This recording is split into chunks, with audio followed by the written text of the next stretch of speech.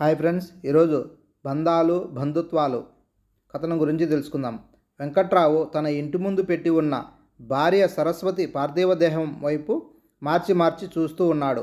నిన్నటి వరకు నవ్వుతూ తుల్లుతూ తమ మధ్య తిరిగిన తన సరస్వతి ఇక లేదు అన్న నిజాన్ని జీర్ణించుకోలేకపోతుంది మనసు. అయితే సరస్వతి మరణించింది అన్న వార్త తెలిసి కూడా తమ బంధువర్గం వాళ్ళు ఎవరూ రాకపోవడం ఆయన మనసుని ఇంకా ఎక్కువగా బాధిస్తోంది. లోపల నుంచి తన కొడుకుల మాటలు వినిపించాయి. పోన్లే, అమ్మ అలా నిద్రలోనే చనిపోయింది, ఏదో అనారోగ్యంతో హాస్పిటల్ డాక్టర్లు అంటూ తిరగక్కర్లేకుండా. అది పెద్దవాడి గొంతు. అవునన్నయ్య, ఈ రోజుల్లో హాస్పిటల్కి వెళ్తే మాటలా, బోలెడు డబ్బు ఖర్చు అవుతుంది. ఆ డబ్బే ఉంటే ఇంకో అవసరానికి పనికొస్తుంది అంటున్నాడు చిన్నోడు. చీచీ, కన్నతల్లి మరణంలో కూడా డబ్బు గురించి మాట్లాడుకుంటున్న కొడుకులు, ఎంత నీచమైన విషయం! బాధగా మూలిగింది మనసు. సరస్వతి వైపు చూశాడు. నీవు నేర్పిన విద్యయే నీరజాక్ష అంటూ తనను చూసి నవ్వుతున్నట్లుగా అనిపించింది. ఒక్కసారిగా గతంలోకి జారిపోయాడు వెంకట్రావు. ఏవండి, మీ పిన్నిగారు అబ్బాయి పెళ్ళి, పాపం మరీ మరీ పిలిచారు, వెళ్ళకపోతే బాగుండదండి. వెళ్ళి వద్దామంది సరస్వతి. చూడు, ఇప్పుడు పెళ్ళికి వెళ్ళాలంటే దగ్గర బంధువులం కనుక పిన్ని బాబాయి పెళ్ళికొడుక్కి అందరికీ బట్టలు కొనాలి, బోలెడు ఖర్చు. ఆ డబ్బే ఉంటే మరో అవసరానికి పనికొస్తుంది. అసలే పిల్లలు ఎదుగుతున్నారు, వాళ్ళకి బోలెడన్ని కొనాల్సి ఉంటుంది. ఒంటి చేతి సంపాదన, నువ్వు ఇలాంటి ఖర్చులన్నీ పెట్టకు అన్నాడు తను. అది కాదండి, ఖర్చు అనుకుని మన వాళ్ళ ఇళ్లల్లో జరిగే శుభకార్యాలకు వెళ్ళకపోతే బంధుత్వాలు ఎలా మిగులుతాయండి? సరస్వతి, నన్ను విసిగించకు. బంధుత్వాలు కాదు, నా పిల్లల భవిష్యత్తు నాకు ముఖ్యం. నేను సంపాదించే ప్రతి రూపాయి వాళ్ళ బాగు కోసమే అయి ఉండాలని నా తాపత్రయం. అర్థం చేసుకో. ఇక ఈ సంభాషణ ఇక్కడితో ఆపేయి అన్నాడు చిరాగ్గా. పాపం సరస్వతి మౌనంగా అక్కడి నుంచి వెళ్ళిపోయింది. తన పిల్లల భవిష్యత్తు అన్న తాపత్రయమే ఇంధనంగా తన బతుకు బండిని నడిపాడు. బ్యాంకు క్లర్కుగా మొదలైన జీవితం గబగబా ముందుకు సాగుతూ ఒక 5 సంవత్సరాలలో ఆఫీసర్ హోదాకి వచ్చింది. పిల్లల చదువులు పెరిగి వాళ్ళ చదివే స్కూల్ మారింది. అలా ఖర్చు పెరిగింది. తన మనస్తత్వం మారలేదు. ఏవండి, మా బాబాయ్ చనిపోయాడట, నాన్న ఫోన్ చేశారు, మనం చూడటానికి వెళ్ళకపోతే బాగుండదు. మా బాబాయి పాపం మన పెళ్ళికి వచ్చి నాన్నకు సాయం కోసం 10 రోజులు ఉన్నాడు. మమ్మల్ని చిన్నప్పటి నుంచి ఎంతో ప్రేమగా చూసుకునేవాడు. ఇప్పుడు మనం వెళ్ళకపోతే బాగుండదండి. ఆఫీస్ నుంచి రాగానే కళ్ళనీళ్లతో చెప్తున్న సరస్వతిని చూసి కోపం ముంచుకొచ్చింది వెంకట్రావుకి. సరస్వతి, ఇప్పుడు పిల్లల పరీక్షలు జరుగుతున్నాయి. అది తెలిసి నువ్వు ఇలా మాట్లాడడం ఏమన్నా బాగుందా? ఇప్పుడు మనం వెళ్ళినా వెళ్ళకపోయినా చనిపోయిన వ్యక్తి తిరిగి రాడు కదా. ఇప్పుడు అంత దూరం బెంగళూరు వెళ్ళాలంటే ఎంత ఖర్చు? 3-4 రోజులు వెళితే పిల్లల చదువులకు ఎంత ఇబ్బంది. ఇవన్నీ ఆలోచించవా అంటూ భార్యకు మాట్లాడే అవకాశం ఇవ్వకుండా లోపలికి వెళ్ళిపోయాడు. పాపం, అవకాశం దొరికినప్పుడల్లా తనకి బంధువుల గురించి, నలుగురితో బంధం ఉండవలసిన అవసరం గురించి చెప్పడానికి ప్రయత్నిస్తూనే ఉండేది సరస్వతి. కొన్ని సందర్భాలలో డబ్బు కన్నా నా అనే మనిషి అవసరం ఎంత ఉంటుందో, ఇప్పుడు మనం ఎవరితోనూ సంబంధాలు ఉంచుకోకపోతే ఆ సమయంలో ఎంత చింతించాల్సి వస్తుందో చిలక్కి చెప్పినట్టు చెప్పింది. అప్పుడు తనకి ఎక్కలేదు మొద్దుబుర్ర. అప్పుడు తన దృష్టంతా తను, తన భార్య, తన పిల్లలు, వారి ఎదుగుదల, అంతే. వేరే ఏ ఆలోచన చేయలేదు. కానీ ఇప్పుడు తన కళ్ళెదురుగుండా తన సరస్వతి నిర్జీవంగా ఉన్నప్పుడు తన మనసు ఆమె చెప్పిన నా అనే ఒక్క వ్యక్తి కోసం వెతుకుతోంది. ఆమె చెప్పిన మాటలు ఇప్పుడు అర్థమవుతున్నాయి. కానీ ఏం లాభం? ఇప్పుడు తన గతాన్ని మార్చలేడుగా. తనకే లేని బంధుత్వాలు, ప్రేమలు తన పిల్లలకు ఎక్కడి నుంచి వస్తాయి? వాళ్ళకి తాను ఏనాడైనా ఎవరితోనైనా కలవనిస్తే కదా.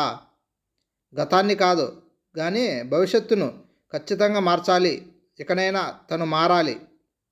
ఈనాడు తను కొద్దిసేపటి నుంచి అనుభవిస్తున్న ఒంటరితనం రేపు తన పిల్లలు అనుభవించకూడదు అని గట్టిగా నిర్ణయించుకున్నాడు వెంకట్రావు. సరస్వతి దశదిన కర్మలు పెద్ద ఆర్భాటం లేకుండానే జరిగిపోయాయి. వచ్చిన వాళ్ళు చాలా తక్కువ మంది. వారిలో కూడా చాలామంది ఆమె తరపు వారు మమకారం చంపుకోలేక వచ్చిన వాళ్ళు. మరికొంతమంది సరస్వతి మంచితనం వల్ల, ఆ చుట్టుపక్కల వారితో పెంచుకున్న స్నేహబంధం వల్ల వచ్చిన వాళ్ళు. వెంకట్రావు కొడుకులిద్దరికీ 1 సంవత్సరమే వ్యత్యాసం.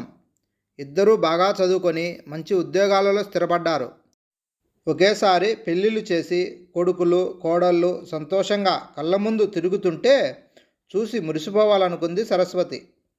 వాళ్ళల్లో ఒకరు తన స్నేహితుడు కూతురు శ్రీవిద్య, మరొకరు సరస్వతి వాళ్ళ తరపు బంధువుల అమ్మాయి మనోన్య. అమ్మాయిలిద్దరూ బాగా చదువుకున్నవారు, చాలా అందమైన వాళ్ళు కూడా. కానీ వాళ్ళిద్దరివి ఉమ్మడి కుటుంబాలే. అలాంటి కుటుంబంలో అమ్మాయిని తెచ్చుకుంటే వాళ్ళ ఇళ్లలో జరిగే ప్రతి చిన్న వేడుకకు వెళ్ళేందుకు తన పిల్లల సంపాదన సరిపోతుందంటూ వాటిని తను తోసిపుచ్చాడు. ఇప్పుడు వెంకట్రావు ఆ ఇద్దరి అమ్మాయిలతోనూ వాళ్ళ తల్లిదండ్రులతోనూ మాట్లాడాడు. తల్లి చనిపోయింది కనుక ఈ సంవత్సరం పెళ్లి చేయకూడదు, కానీ ఈలోగా స్నేహం పేరుతో తన కొడుకులు తరచూ వాళ్ళను కలుస్తామని, తద్వారా తన కొడుకులకు ఉమ్మడి కుటుంబంలోని వ్యక్తుల మధ్య ఉండే ప్రేమానురాగాలు, అనుబంధాలు అర్థమయ్యేందుకు అవకాశం ఉంటుందని చెప్పుకొచ్చాడు. అదృష్టవశాత్తు వాళ్ళు ఒప్పుకున్నారు. అలాగే అతను తీసుకున్న ఇంకొక ముఖ్యమైన నిర్ణయం, ఈ సంవత్సరమంతా తన వైపున భార్య వైపున ఉన్న బంధువర్గాన్ని కలవటం. తమ బంధువులలో 2-3 కుటుంబాల వారు ఆర్థిక స్థితి సరిగ్గా లేని కారణంగా పిల్లలకు సరైన చదువు చెప్పించలేకపోతున్నారని, వాళ్లకు సాయం చేస్తే బాగుంటుందని సరస్వతి చెప్పిన మాటలు గుర్తుకొచ్చాయి వెంకట్రావుకి. ఇప్పుడు నిజానికి తను ఆర్థికంగా మంచి స్థితిలోనూ ఉన్నాడు, కొడుకులు కూడా అంతే. కనుక ఇప్పుడు ఆ పని చేయడానికి పూనుకున్నాడు. దానివల్ల కొంతైనా బంధువులలో మంచి పేరు తెచ్చుకునేందుకు పునాది చేసుకోవచ్చు అని ఆలోచన. అలా ఒక 3 కుటుంబాలలోని 3 పిల్లల చదువుల బాధ్యత పూర్తిగా తీసుకున్నాడు. అలాగే తన స్నేహితులు బంధువుల ఇళ్లలోని ప్రతి శుభ అశుభ కార్యక్రమాలకు తప్పకుండా హాజరవ్వటం మొదలుపెట్టాడు. తను వెళ్ళడమే కాకుండా వీలైనప్పుడల్లా తన కొడుకులను కూడా బలవంతంగానైనా తీసుకెళ్లడం చేశాడు. ఇదంతా చూస్తూ కొడుకులు మొదట్లో తండ్రితో వాదులాడడం, విసుక్కోవడం చేశారు. కానీ శ్రీవిద్య మనోన్యల పరిచయం, వాళ్ళ ఇళ్ళకి వెళ్ళి వస్తూ ఉండడం వల్ల అలా మనవాళ్ళు బంధువులు అంటూ అందరూ కలిసి ఉండడంలోని ఆనందాన్ని వాళ్ళు కూడా ఇన్ని సంవత్సరాలు తాము ఏమి కోల్పోయారో అర్థమవుతుంది వాళ్ళకి. అంతటితో ఆగలేదు వెంకట్రావు. తమ ఇంటి దగ్గరలోని వృద్ధాశ్రమానికి వారానికి ఒకరోజు వెళ్ళి అక్కడి వారితో ముచ్చటిస్తూ వారి యోగక్షేమాలు కనుక్కుంటూ వాళ్ళకి కావలసిన చిన్న చిన్న అవసరాలు తీర్చడం లాంటి పనులు కూడా చేయడం మొదలెట్టాడు. అది కేవలం తన బంధువులైన వాళ్ళే కాక ఇంకా పెద్దదైన విశాలమైన కుటుంబాన్ని పొందాడు. సరస్వతి సంవత్సరీకమైన వెంటనే పంతులు గారితో మాట్లాడి తన కొడుకుల పెళ్ళిళ్ళు ముహూర్తం పెట్టించాడు.